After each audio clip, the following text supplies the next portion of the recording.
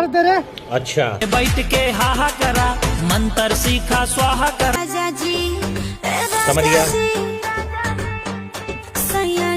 गन्ना भैया ठीक है 500 का क्या कहा 500 पारस ढाक सोना नहीं है।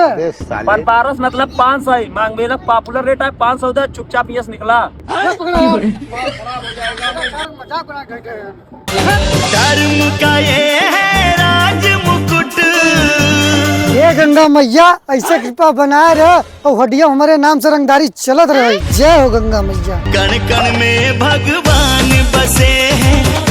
का यार भिखारी जैसे काम करा था। 1-2 रुपया भरे गंगा मैया के नाम धूमिल करा था। कितना कमा लेता दिन भरे में भैया 5। अच्छा चल हमारे हड्डिया गोदाम में काम कर 800 रुपया रोज पाओगे।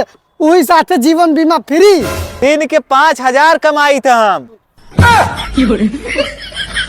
आई हन बुजुर्ग सार हमके दिन के 800 देवा जीवन बीमा फ्री। यहाँ दिन के 5000 कमाई थे।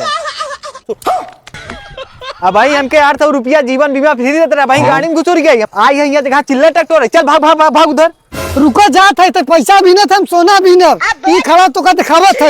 अच्छा जा वहाँ कहती जा। यमुना सरस्वती मिल चरण पखारे। नहीं सारुण के यहाँ कुछ तो गड़बड़ है। लागत गंगा मैया सोने चदरा पाइए।